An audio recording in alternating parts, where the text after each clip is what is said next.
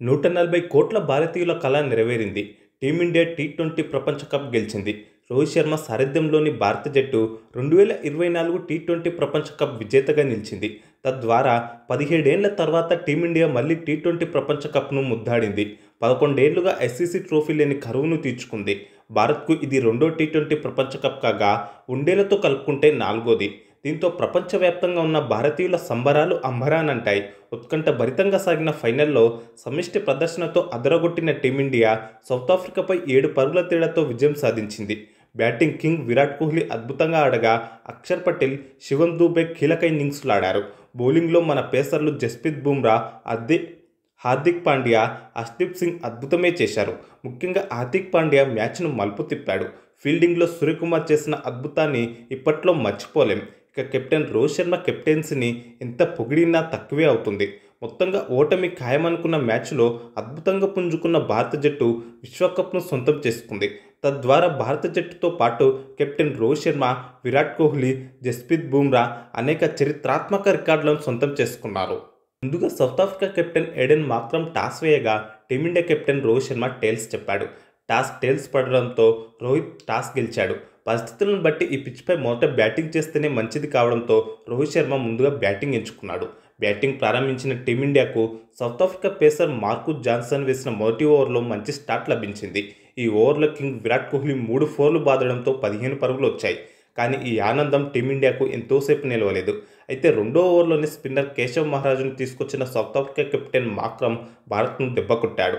ఆ ఓవర్ మొదటి 2 బంతులను కెప్టెన్ రోహిత్ ఫోర్లు బాదాడు.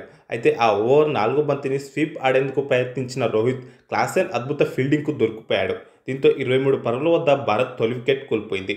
5 బంతులు మాత్రమే ఎదుర్కొన్న రోహిత్ 2 ఫోర్లతో 9 పరుగులు చేశాడు. అదే ఓవర్లో రిషబ్ పంత్ కూడా రివర్స్ స్వీప్ షాట్కు ప్రయత్నించి వికెట్ కీపర్ క్వింటన్ డికాక్కు దొరికిపోయాడు. పంత్ డకౌట్ అయ్యాడు. ఆ కాసేపటికే mister 360 degrees batter Suryakumar Yadav కూడా అవుట్ అయ్యాడు. 3 పరుగులు మాత్రమే చేసి రబాడా బౌలింగ్లో భారీ షాట్కు ప్రయత్నించి బౌండరీ లైన్ వద్ద ఉన్న క్లాసెన్కు దొరికిపోయాడు. మరోసారి అద్భుతంగా ఫీల్డింగ్ చేసిన క్లాసెన్ మంచి క్యాచ్ తీసుకున్నాడు. దీంతో భారత జట్టు 4.3 ఓవర్లలో 34 పరుగులకే 3 కీలక వికెట్లు కోల్పోయింది. పవర్ ప్లేలోనే 3 కీలక వికెట్లు కోల్పోయిన టీమిండియా కష్టాల్లో పడింది. ఇలాంటి సమయంలో జట్టు మేనేజ్మెంట్ 5వ స్థానంలో శివం దూబేను కాకుండా అక్షర్ పటేల్ను పంపి మంచి పని చేసింది. విరాట్ కోహ్లీతో కలిసి అద్భుతంగా ఆడిన అక్షర్ పటేల్ టీమిండియాను ఆదుకున్నాడు. మ్యాచ్కు ముందు కెప్టెన్ రోహిత్, కోచ్ ద్రావిడ్ చెప్పినట్టుగా విరాట్ కోహ్లీ ఈ ఫైనల్ మ్యాచ్ కోసమే తన గేమ్ అంతా దాచినట్టుగా ఉన్నాడు. ఈ వరల్డ్ కప్లో అన్ని మ్యాచ్లో విఫలమైన కోహ్లీ ఫైనల్లో మాత్రం సత్తా చాటాడు. ముఖ్యంగా 3 కీలక వికెట్లు కోల్పోయిన దశలో బ్యాటింగ్ భారాన్ని భుజాన వేసుకున్నాడు. అక్షర్ పటేల్ భారీ షాట్లు ఆడుతుంటే king Kohli singles, 2 strike rotate చేశాడు. వీరిద్దరూ కలిసి 4వ వికెట్కు 54 బంతుల్లో 72 పరుగుల భాగస్వామ్యాన్ని నెలకొల్పారు.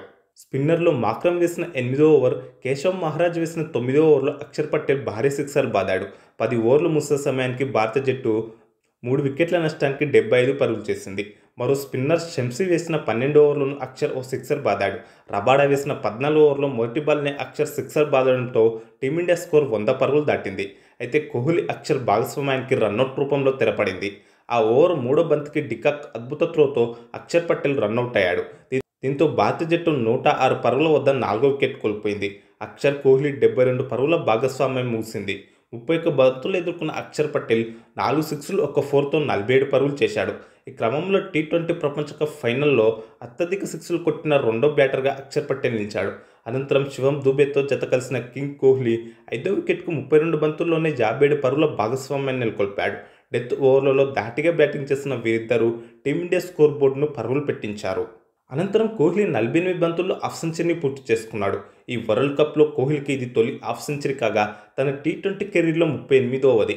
అలాగే టీ20 వరల్డ్ కప్స్ ఫైనల్స్లో కోహ్లీకి ఇది రెండో హాఫ్ సెంచరీ. 2014 టీ20 ప్రపంచ కప్లో కూడా కోహ్లీ హాఫ్ సెంచరీ చేశాడు. దీంతో టీ20 వరల్డ్ కప్స్ ఫైనల్స్లో 2 హాఫ్ సెంచరీలు చేసిన తొలి బ్యాటర్గా కోహ్లీ చరిత్ర సృష్టించాడు. మరోవైపు శివం దూబే ధాటిగా ఆడుతున్నాడు. హాఫ్ సెంచరీ అనంతరం కోహ్లీ కూడా వేగం పెంచాడు. రబాడా వేసిన 18వ ఓవర్లో ఓ భారీ 6, 4 బాదాడు. ఆ ఓవర్లో మొత్తం 16 పరుగులు వచ్చాయి. జట్టు స్కోర్ 150 పరుగులు దాటింది. మార్కస్ జాన్సన్ వేసిన 19వ ఓవర్లో 4, 6 బాదిన కోహ్లీ మరో భారీ షాట్కు ప్రయత్నించి అవుట్ అయ్యాడు. దీంతో 163 పరుగుల వద్ద భారత జట్టు 5వ వికెట్ కోల్పోయింది. 59 బంతుల్లో కోహ్లీ 6 ఫోర్లు 2 సిక్స్లతో 76 పరుగులు చేశాడు. నోర్జే వేసిన చివరి ఓవర్లో భారీ షాట్కు ప్రయత్నించి శివం దుబే కూడా అవుట్ అయ్యాడు. 3 ఫోర్లు 1 సిక్స్తో దుబే 16 బంతుల్లో 27 పరుగులు చేశాడు. కానీ ఆ ఓవర్లో 17 పరుగులు వచ్చాయి. ఇన్నింగ్స్ చివరి బంతికి 2 పరుగులు చేసిన జడేజా కూడా అవుట్ అయ్యాడు. నోర్జే వేసిన చివరి ఓవర్లో 9 పరుగులు రాగా 2 వికెట్లు పడ్డాయి. మొత్తంగా నిర్ణీత 20 ఓవర్లలో భారత జట్టు 7 వికెట్ల నష్టానికి 176 పరుగులు చేసింది. ఈ క్రమంలో టీ20 ప్రపంచ కప్ల ఫైనల్స్ చరిత్రలో అత్యధిక పరుగులు చేసిన జట్టుగా భారత్ చరిత్ర సృష్టించింది.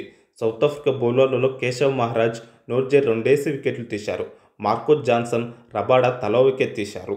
177 పరుగుల లక్ష్యంతో బరిలోకి దిగిన సౌత్ ఆఫ్రికాను రెండో ఓవర్లోనే పేస్గాన్ జస్ప్రీత్ బుమ్రా దెబ్బకొట్టాడు. 4 పరుగులు చేసిన ఓపెనర్ హెన్రిక్స్ని క్లీన్ బౌల్డ్ చేశాడు. ఆ తర్వాతి ఓవర్లోనే 4 పరుగులు చేసిన కెప్టెన్ మాక్రామ్ను అర్ష్దీప్ సింగ్ పెవిలియన్ చేర్చాడు. దీంతో 12 పరుగులకే సౌత్ ఆఫ్రికా 2 వికెట్లు కోల్పోయింది. ఇలాంటి సమయంలో సౌత్ ఆఫ్రికాను క్వింటన్ డికాక్, క్రిస్టన్ స్టబ్స్ ఆదుకున్నారు. వీరిద్దరూ 3వ వికెట్కు 58 పరుగులు జోడించారు. ఈ భాగస్వామ్యాన్ని 9వ ఓవర్లో స్పిన్నర్ అక్షర్ పటేల్ బ్రేక్ చేశాడు. 3 ఫోర్లు 1 సిక్సర్తో 21 బంతుల్లో 31 పరుగులు చేసిన స్టబ్స్ను క్లీన్ బౌల్డ్ చేశాడు. దీంతో 70 పరుగుల వద్ద సఫారీలు 3వ వికెట్ కోల్పోయారు. అనంతరం క్లాసెన్తో కలిసి సౌత్ ఆఫ్రికా స్కోర్ను డికాక్ 100 పరుగులు దాటించాడు. అయితే 31 బంతుల్లో 39 పరుగులు చేసిన డికాక్ను 13వ ఓవర్లో అర్ష్దీప్ సింగ్ అవుట్ చేశాడు. దీంతో 106 పరుగులకు సౌత్ ఆఫ్రికా 4 వికెట్లు కోల్పోయింది. ఆ తర్వాత మిల్లర్తో జత కలిసిన క్లాసెన్ మన బౌలర్లకు చుక్కలు చూపించాడు. ముఖ్యంగా మన స్పిన్నర్లను ఉతికి ఆరేశాడు. సౌత్ ఆఫ్రికా గెలవాలంటే చివరి 6 ఓవర్లలో 58 పరుగులు కావాల్సిన సమయంలో అక్షర్ పటేల్ వేసిన 15వ ఓవర్లో క్లాసెన్ రెచ్చిపోయాడు.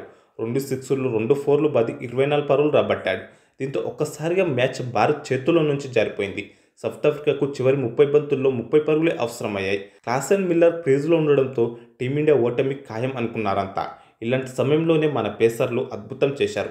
అద్భుతం కాదు మహా అద్భుతంగా బౌలింగ్ చేసి మ్యాచ్ను భారత్ చేతుల్లోకి తీసుకొచ్చారు. కెప్టెన్ రోహిత్ శర్మ అయితే తన అనుభవానంతా ఉపయోగించి కెప్టెన్సీలో అద్భుతమే చేశాడు. పరిస్థితి చేజారాలా ఉండడంతో కెప్టెన్ రోహిత్ వెంటనే మన కీలక పేసర్ బుమ్రాను తీసుకొచ్చాడు. 16వ ఓవర్లో బుమ్రా 4 పరుగులే ఇచ్చాడు. 23 బంతుల్లో క్లాసెన్ హాఫ్ సెంచరీని పూర్తి చేసుకున్నాడు. 17వ ఓవర్లో హార్దిక్ పాండ్యా అయితే మ్యాచ్ మలుపు తిప్పాడు. తొలి బంతికే డేంజరస్ క్లాసెన్ అవుట్ చేశాడు. 2 ఫోర్లు 5 సిక్స్లతో 27 బంతుల్లోనే 52 పరుగులు చేసిన క్లాసెన్ వికెట్ కీపర్ పంత్కు క్యాచ్ అవుట్ అయ్యాడు. దీంతో 151 పరుగులకు సౌత్ ఆఫ్రికా సగం వికెట్లు కోల్పోయింది. అంతేకాకుండా ఆ ఓవర్లో 4 పరుగులే వచ్చాయి. 18 ఓవర్లో 2 పరుగులే ఇచ్చిన బుమ్రా 2 పరుగులు చేసిన జాన్సన్ని క్లీన్ బౌల్డ్ చేశాడు. మన పేసర్లు కట్టడి చేయడంతో చివరి 2 ఓవర్లలో సౌత్ ఆఫ్రికాకు 20 పరుగులు అవసరమయ్యాయి. 19 ఓవర్లో అర్ష్దీప్ సింగ్ 4 పరుగులే ఇచ్చాడు. హార్దిక్ పాండ్యా వేసిన చివరి ఓవర్లో 16 పరుగులు అవసరం కావడంతో సౌత్ ఆఫ్రికా ఒత్తిడికి గురైంది. ఫుల్ టాస్గా వచ్చిన మొదటి బంతిని మిల్లర్ దాదాపుగా 6 బాదినంత పనిచేశాడు. కానీ బౌండరీ లైన్ వద్ద సూర్యకుమార్ యాదవ్ అద్భుతం చేశాడు. పరిగెత్తుతూ క్యాచ్ను అందుకున్నాడు. బౌండరీ లైన్ అవతలికి బ్యాలెన్స్ అవుట్ అవుతుండడంతో వెంటనే బంతిని గాల్లోకి ఎగిరేశాడు. మళ్ళీ లోపలికి వచ్చి అందుకున్నాడు. దీంతో ఒక 4-6తో 17 బంతుల్లో 21 పరుగులు చేసిన మిల్లర్ అవుట్ కాక తప్పలేదు. మిగతా 5 బంతుల్లో 8 పరుగులే రాగా రబడా అవుట్ అయ్యాడు. మొత్తంగా నిర్ణీత 20 ఓవర్లలో సౌత్ ఆఫ్రికా జట్టు 8 వికెట్ల నష్టానికి 169 పరుగులే చేసింది. దీంతో 7 పరుగుల తేడాతో మ్యాచ్తో పాటు భారత జట్టు ప్రపంచ కప్ను గెలిచింది. భారత్కి ఇది రెండో టీ20 ప్రపంచ కప్. మొదటిసారి 2007లో ప్రపంచ కప్ గెలిచిన భారత్ మళ్ళీ 17 ఏళ్ల తర్వాత ఆ ట్రోఫీని ముద్దాడింది. భారత బౌలర్లలో హార్దిక్ పాండ్యా 3, జస్ప్రీత్ బుమ్రా, అర్ష్దీప్ సింగ్ 2 వికెట్లు, అక్షర్ పటేల్ 1 వికెట్ తీశారు. చివరి 5 ఓవర్లలో 21 పరుగులే ఇచ్చిన మన పేసర్లు 4 వికెట్లు తీశారు. ముఖ్యంగా డెత్ ఓవర్లలో హార్దిక్ పాండ్యా అద్భుత బౌలింగ్, సూర్యకుమార్ యాదవ్ అద్భుత ఫీల్డింగ్కు చేతులెత్తి మొక్కాల్సిందే. చివరిలో వీరు చేసిన అద్భుతంతోనే జట్టు ప్రపంచ కప్ గెలిచింది. ప్రపంచ కప్ విజయం అనంతరం మైదానంలో మన ఆటగాళ్ల సంబరాలను ఎంత వర్ణించినా తక్కువే అవుతుంది. కెప్టెన్ రోహిత్ శర్మ అయితే మైదానంలో పడిపోయి సంతోషంతో చేతిని బలంగా నేలకు కట్టాడు. హార్దిక్ పాండ్యా భావోద్వేగంతో వెక్కి వెక్కి ఏడ్చాడు. ఆటగాళ్లతో పాటు జట్టు మేనేజ్మెంట్, అభిమానులు ఆనందంతో తీవ్ర భావోద్వేగానికి గురయ్యారు. వ్యక్తిగతంగా నేను అయితే మన జట్టు ప్రపంచ కప్ గెలవగానే ఎగిరి గంతేశాను. ఇక విరాట్ కోహ్లీకి ప్లేయర్ ఆఫ్ ది మ్యాచ్ గెలుచుకోగా Jasprit Bumrah player of the tourney గెలుచుకున్నాడు. తద్వారా విరాట్ కోహ్లీ చరిత్ర సృష్టించాడు. టీ20లో అత్యధికంగా 16 సార్లు ప్లేయర్ ఆఫ్ ది మ్యాచ్ అందుకున్న ప్లేయర్గా నిలిచాడు. అలాగే ప్రపంచ కప్ విజయంతో విరాట్ కోహ్లీ అంతర్జాతీయ టీ20 క్రికెట్కు రిటైర్మెంట్ కూడా ప్రకటించాడు. అలాగే కెప్టెన్గా అంతర్జాతీయ టీ20లో 50 మ్యాచ్లు గెలిచిన తొలి సారథిగా రోహిత్ శర్మ చరిత్ర సృష్టించాడు. అలాగే ఒక టీ20 ప్రపంచ కప్ ఎడిషన్లో అతి తక్కువ ఎకనామీతో బౌలింగ్ చేసిన బౌలర్గా జస్ప్రీత్ బుమ్రా చరిత్ర సృష్టించాడు. ఈ ప్రపంచ కప్ ఎడిషన్లో భారత్కి ఇది 8వ విజయం. దీంతో ఓ ప్రపంచ కప్ ఎడిషన్లో ఓటమి లేకుండా అత్యధిక మ్యాచ్లు గెలిచిన జట్టుగా టీమిండియా సౌత్ ఆఫ్రికా సరసన నిలిచింది. అలాగే ఈ ప్రపంచ కప్లో 17 వికెట్లు తీసిన హర్షదీప్ సింగ్ ఓ టీ20 ప్రపంచ కప్లో అత్యధిక వికెట్లు తీసిన బౌలర్గా ప్రపంచ రికార్డు నెలకొల్పాడు.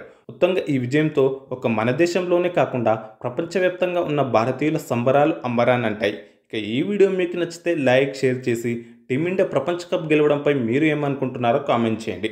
అలాగే ఇలాంటి మరిన్ని స్పోర్ట్స్ అప్డేట్స్ కోసం మన ఛానల్ను తప్పకుండా సబ్స్క్రైబ్ చేసుకోగలరు.